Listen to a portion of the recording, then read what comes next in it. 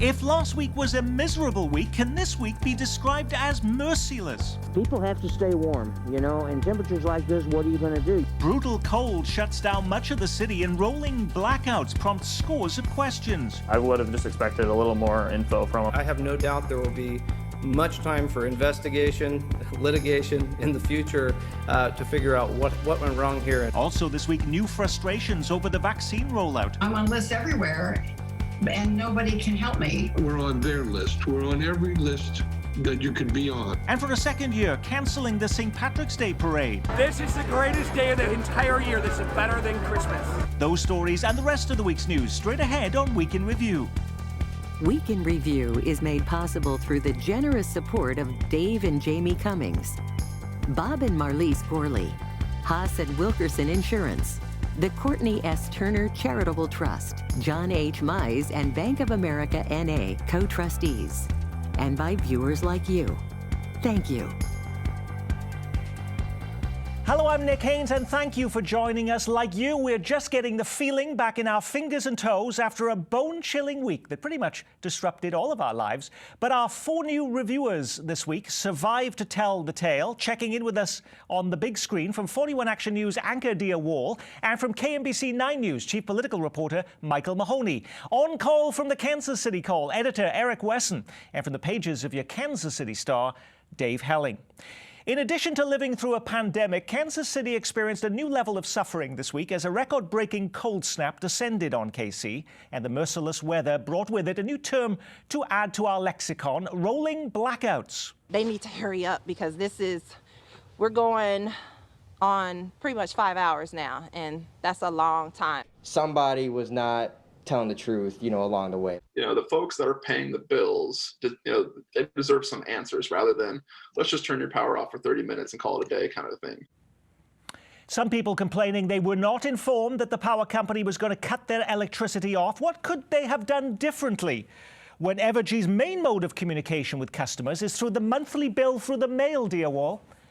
And that's the problem. People will remember when those bills show up, okay? They said that they are making these decisions pretty quickly, right? Once the grid gets overwhelmed, then they initiate those rolling blackouts. Evergy says they have a list that they keep, try to make sure vulnerable people aren't shut off. But we know those systems aren't fail-proof. Some people lost power for 30 to 90 minutes. Others lost it for hours. And so it's a consistency issue and definitely something that they're going to have to look at once the temperatures go up. So, Michael Mahoney, other than the fact that more people, of course, were using utilities during the course of this record cold snap, what other reasons explain why we had this blackout? The equation between supply and demand got out of whack. They were having terrible issues with trying to get enough natural gas because the pipes and the systems down in the south were not working. And then even in Kansas, the wind turbines, the hydraulics froze. And so the amount of wind energy generated by the wind was down. And the coal piles froze. And when they tried to burn coal, it doesn't burn as hot when it's cold like that. So there were energy generation issues here as well. So with all of those problems, Eric Wesson, the idea that we would have rolling blackouts for about 90 minutes or so they claimed, seemed to be a very fair way of doing it, was it? I don't think that it really affected people if they did the 30 minutes. I think after that, the 4 hours, 5 hours, I think that affected people more than anything else. But look for your utility bills to go up. Dave Helling, if the pandemic showed the limitations of our public health system, what did we learn about the power system in this country and in our area as a result of these blackouts? Well, first, it's fragile, which has been talked about for a long time. The electric grid in our country is susceptible to these kinds of problems, Nick, not just in our region, but across the nation. You're going to hear lawmakers talk about infrastructure repairs, and this will be a part of it going forward.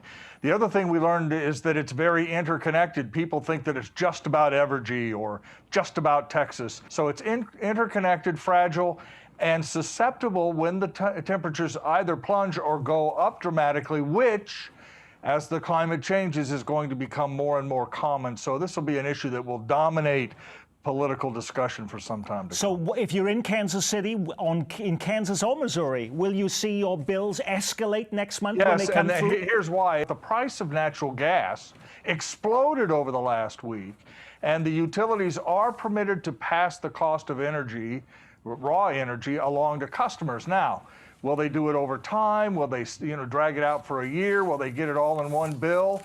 That'll be a discussion topic for corporation commissions in both states, but your bills are going to go up because of this incident. There's going to be an investigation in Kansas for sure about this. I'll bet you there's one in Missouri as well. Bone-chilling temperatures this week shut down state offices in Missouri, closed courts in Kansas City, and led to the cancellation of classes in school districts. It also delayed vaccine shipments and scores of mass vaccination events in our region. With anxiety and frustration levels already high, did we really need another slowdown in getting shots into people's arms, dear? No. And no. Okay, we need to get the schools open. We need to get frontline workers, all frontline workers, okay, vaccinated. The struggle here is there's so many different ways that your counties, that your cities, that your states are implementing their vaccine rollout. It's all mixed up. And because of that, dear, our viewers are incredibly frustrated and feeling resentful over this. We're hearing from a number of our viewers, again, who are annoyed about what they say is the unfairness in the system. Richard writes to us about what he says is the inequity in 65 and over vaccinations. He says in Johnson County, health systems are doing much of the vaccinations, and they are ensuring their patients are first in line. If you're unaffiliated, you're left out. Is that really happening, Dave? Well, yes, the rules are different depending on what part of the state you live in, not just in Kansas, but in Missouri. I think that's part of the frustration. For example, in Kansas, they announced, hey, if you're over the age of 65, you're eligible. But being eligible is a very different thing from actually getting the vaccination. And I can speak with some personal experience since I qualify as being older than 65. You put your name on lists, you hear nothing. You check back, you still hear nothing. And that's just a recipe, Nick, for concern, frustration, anger. Again, it's much like the electricity problem. There are explanations, but as a political matter, people are just fed up with the inability of authorities to deliver what they think they ought to be delivering to the public. Same thing happened with the Paycheck Protection Program last summer. Remember this, banks were making sure that their customers got taken care of rather than somebody that may not have had a business relationship to them. So it's all about connections, and it's very frustrating, it's very disappointing, and it needs to be addressed. And right now, I don't see any real strong solutions. We've also heard from grocery workers this week who are also feeling left out. Alice in Roland Park writes, I thought we were considered essential frontline workers. How come we're not considered essential when it comes to the vaccine, Eric? And that's a great question because they're coming in contact with people off the street constantly, the same, they might not be in the same proximity as a nurse or a doctor, but they're still in a public position where they're coming in contact with the public as well. I do want to applaud, though, the Veterans Administration, VA system. They sent out a robo-blast last week telling veterans that they had extra shots. They allowed them to come in, and they probably serviced about 400 veterans last week. I got one, and I'm not as old as Dave Helling or Mike Mahoney. Nobody's as old going to do that. Yeah. But I was able to get a shot, and a lot of younger people under that age were able to get one. The VA operates on a list-based system, right? You already have to be within the VA system for them to notify you. Right. We don't have a good mechanism to notify everybody in any county. And I mean, I completely relate. I can't tell you how many calls I've gotten, not only from our grocery store workers, our teachers, our bus drivers, the very people who kept this community running and on its feet this entire pandemic when we were all shutting down, now are asking for people to remember that they showed up for us and we need to show up for them. And it's amazing how many people who even have access to it don't want it. I saw an interesting story in the Topeka Capital Journal, Michael Mahoney, about corrections workers. 70% of Shawnee County corrections workers are refusing to get the vaccine. Is that just going to slow down our return to normal? The latest news on this is that the reluctance to this seems to be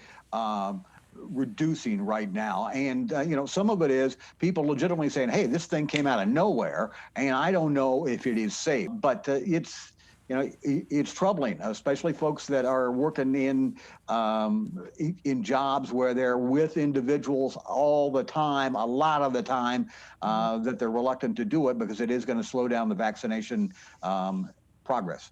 As we move on our week in review, for the second straight year, there will not be a St. Patrick's Parade in Kansas City. Organizers announcing the March event downtown will be canceled. With daily COVID cases way down and a big reduction of hospitalizations, what prompted the decision, Dia, to cancel an event taking place a month from now? Now, Nick Haynes, we're still in a pandemic, my friend. Not to make light, but people are still dying from this. Yes, infection rates are going down. Yes, the number of deaths are going down. But at the end of the day, we still are being encouraged at every level by our county, our city, our national health leaders and experts to social distance, to continue to wear masks. I was in Tampa for the Super Bowl a few weeks ago. People not out there wearing masks in these crowds. And so, I think that, yes, we love St. Patty's. It's a great time. It's one of my favorite parades to ever be part of or experience. But having thousands of people gathered, maybe drinking, partaking, it's just not a good idea. It's just a recipe to have community spread. Michael Mahoney, when it came to the Super Bowl parade, or potential one in Kansas City if the Chiefs won, there was the concern, well, we can delay that. We'll have it later to have that celebration. Any interest in having a delayed St. Patrick's Day parade, perhaps in June or July? None whatsoever, Nick. And in full disclosure, as many of your viewers know, I used to be the chairman of the board for the St. Patrick's Day Parade and was a board member for a long time and remain active in it.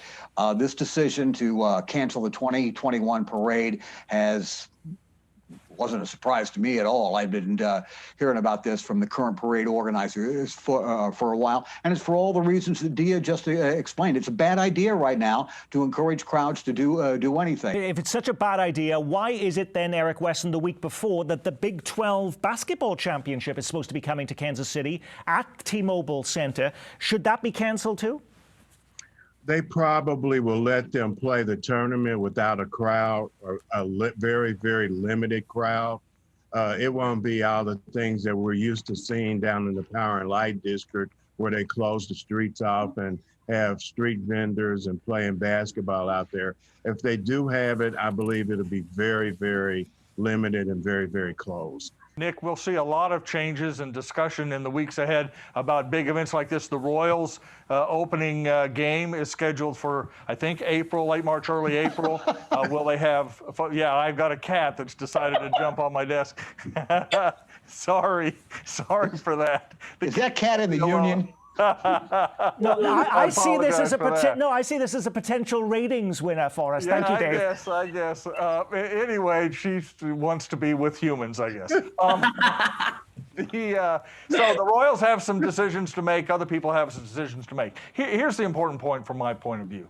We are very close, not to getting back to normal, certainly, but at least something that's recognizable in our community. Through vaccines, the rate of infection has declined, deaths are going down, hospitals. We're close, but we're not close enough.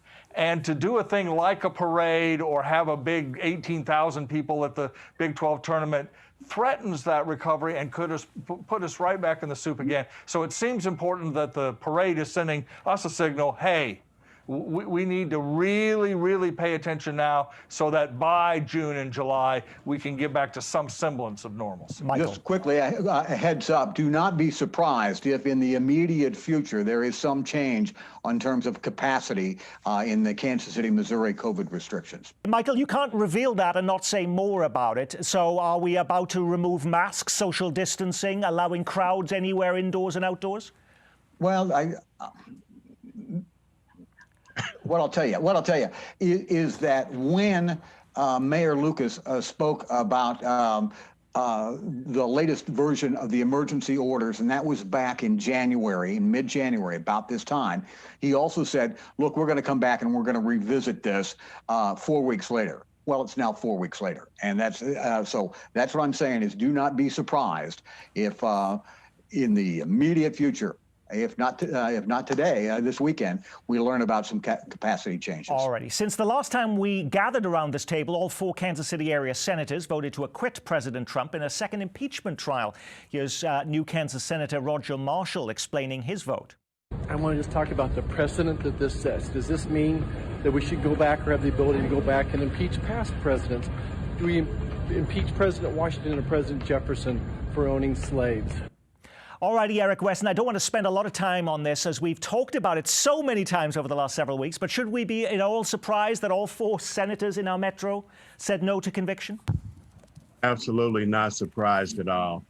Don't know what it takes to have had them change their vote, but I'm not surprised by any of it at all. Well, now the attention turns to what our senators will do on a new COVID relief bill, which is next up on the agenda of Congress. This could include $1,400 checks for most Americans. And some experts, by the way, say that money could be in your bank account by the week of March 8th. But we're also learning this week that Kansas and Missouri will get a big chunk of change from what looks more likely to be a Democrat-only COVID relief bill. How about a $1.6 billion in aid to the state of Kansas? Missouri would get a $2.8 billion payday.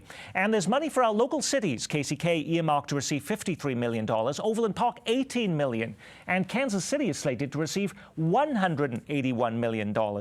Does that solve Mayor Lucas's $70 million budget problem, Dave Helling, and all the cuts he's now trying to make to balance the books? Well, it would help. I mean, because this money, unlike the money that came to Kansas City in the first round of COVID relief through the counties, that money had to be spent on COVID-related expenses. One assumes that at least some of this money could be used for budget shortfalls, and it would plug an important hole. Kansas City, we did an interview yesterday with Catherine Shields, the head of the Finance Committee. She thinks Kansas City is in much worse shape financially than even the new budget suggests. So, yeah, that money would be important, but don't expect any help from Roy Blunt or Roger Marshall or even Jerry Moran and Josh Hawley all have said in various ways that this $1.9 trillion package pushed by the by the Biden administration is not something they feel like they can support. As new Kansas Congressman Jake LaTurner said, this would be a bailout for blue states. But is he willing, though, Michael Mahoney, to vote no on bringing $1.6 billion to state government in Kansas? Well, we'll see about that, but he certainly seems determined by his remarks on that. And Moran also said that he was not enamored with the idea of money to local governments, and part of it was the Democrat blue city, blue state argument as well. The issue of giving tax incentives to companies continues to divide cities around our metro. Last week, Overland Park Mayor Carl Gerlach announced he would not seek re-election. He was being challenged for the job by a city council member who has made opposition to tax giveaways one of the hallmarks of his campaign. Now, Kansas City is working yet again to limit the incentives it gives to businesses. Mayor Lucas has proposed eliminating the 7 different panels that award tax breaks and replacing them with one commission that would make the final call. Some people may ask, why are there 7 different groups doing that now? But what actual difference would it make if we did that? Would there be fewer incentives offered? Is that the argument, Eric? Yeah, I think it would be, and it would streamline one group saying it's okay to do it, another group saying it's not okay to do it. It would just eliminate a lot of bureaucracy. I was down yesterday listening to the conversations with the soccer stadium that they want to do up in the Northland. And what was interesting in looking at the proposal was the creative avenues they have in which to help fund it. I think that these incentives, even though they say they want to cut them, there's a lot of loopholes that make it eligible for them to go and get money from the city. Dave. Yeah, one of the reasons the mayor is concerned about this, Nick, is that developers do incentive shopping in this city when they go to one agency and the TIF commission and say, hey, we need this kind of help, and the TIF commission says no, the developer will just pick up his or her bags and go to the Port Authority and say, what can you do for me? Expect a fierce pushback from the development community because they don't like this idea of limiting their access to these goodies. Millions of dollars are at stake. They're going to be very active in trying to kill this proposal. I think the mayor's also under pressure, right? Because you ask your citizens to tighten their belt straps, right? You're asking everybody to be good stewards, and time and time again, affordable housing has come up as an issue in this city, right? People not having affordable housing and there's no money is always the answer. But incentives continue to be approved and greenlit by any one of this alphabet soup of agencies. But Michael, developers also, though, can shop around and they can go to other cities around our metro if they don't like what's happening now in Kansas City, right? I do think trying to streamline the river flow on this would reduce some of the Kansas City, Missouri incentive shopping, but not necessarily metro-wide. It's been a while, but the police are back in the spotlight this week. First off, should police officers have to live in the city in which they serve? It's a question that's now front and center again in the Missouri legislature. Lawmakers making a new push to end a requirement that Kansas City police officers live where they work. Another bill lawmakers are now working on is a police officer's Bill of Rights that would give officers greater legal protections in use of force cases. What do supporters think will happen if police are allowed to live wherever they want? Do they believe crime will go down? More people will want to sign up, dear? Now, this is going to be where I take my Michael Mahoney moment. No, I do not think that it is an idea that's going to breed trust with the community. I'm just going to be straight up, flat out. Not a single person I've talked to in the community active on this issue or concern says, oh, this is a great idea. When there's a lack of trust between a police department and large swaths of a community, separating them even further is problematic. Number two, Kansas City Police, to my knowledge, and again, I'm one person, so there could be additional context here, has not yet told me or anybody in our station that they've had an issue with getting full recruitment classes. In fact, they've had to cancel classes for recruit. And I think that that's the feedback that I hear and what makes this a possible tinderbox moving forward. Eric. Residency gives police officers connectedness and ownership in the community that they serve, more so than if they live somewhere else, come in here, do a job, then go back and take their tax money back with them. Dave Helling, is it going to be harder, though, for lawmakers to vote no on this when it is connected to other police reform measures like banning chokeholds, which many Democratic lawmakers approve of? Are they going to hold their noses and say, we'll ditch the residency requirement so we can have those reforms? Well, right. This has been an issue for a couple of years, Nick, because the Kansas City Police, Fraternal Order of Police, has made residency a top priority. They really want their members to be able to live outside of Kansas City, and so there have been various techniques attaching it to another bill, a standalone. It comes up, it's defeated, it's in committee. They're trying very hard to get this adopted. A reminder, the chief of police opposes this. The Board of Police Commissioners has also been concerned. The mayor doesn't like it. There is great opposition in Kansas City, but Jefferson City is a very different thing. And by the way, the police force generally has 7 lobbyists in Jeff City, 7. So their voice is heard, and it may indeed come out of the legislature. St. Louis won this battle a couple of years ago, or at least ended residency pursuing a similar track. So this will continue to be an issue down there. And did it radically change the nature of crime in St. Louis because they did that, Michael? No, it didn't. And the St. Louis to Kansas City comparison is interesting because it's not very valid. City of St. Louis is much smaller than the city of Kansas City, Missouri. And you can be a Kansas City, Missouri resident as a police officer and live up by Smithville, or you can be a cop and you can live down by Grandview and you're still in the city limits. There's lots of variety. This is not ordering the cops all to live in downtown Lofts or at Westport or at 39th and Troost. There's a lot of variety already. When you put a program like this together every week, you can't get to every story, grabbing the headlines. What was the big story we missed? She's come out of the coma. 5-year-old Ariel Young awake after that crash that almost took her life. Laying to rest a civil rights activist, former Kansas City councilwoman Carol Coe has died. And remembering Missouri native and talk radio pioneer Rush Limbaugh. Rush worked for several Kansas City radio stations early in his career. He also spent 5 years with the Kansas City Royals in group ticket sales. I was miserable. After 5 years there, I was making $18,000 a year. Now, I don't know what kind of money that sounds like to you, but believe me, in Kansas City, Missouri, at age 32, it's an embarrassment if you take yourself seriously. Both Kansas and Missouri now moving on bills that would ban transgender students from competing in girls' and women's sports. Is recycling about to take a big hit? The Metro's largest trash hauler wants to do away with weekly recycling pickup. They say rising costs are to blame. Does this make you feel warmer? The Royals return to spring training in sunny Sunrise, Arizona. And break out the sunscreen. The deep freeze finally coming to an end. Are we really about to hit 50 on Monday? Okay, dear Wall, was it one of those stories or something completely different? Definitely one of those. 5-year-old Ariel waking up is significant. Still a very long road for her and her family, thinking about them, praying for them. I don't think we can take our eyes off this. Eric Wesson. Carol Cole passing, tremendous advocate in the Black community.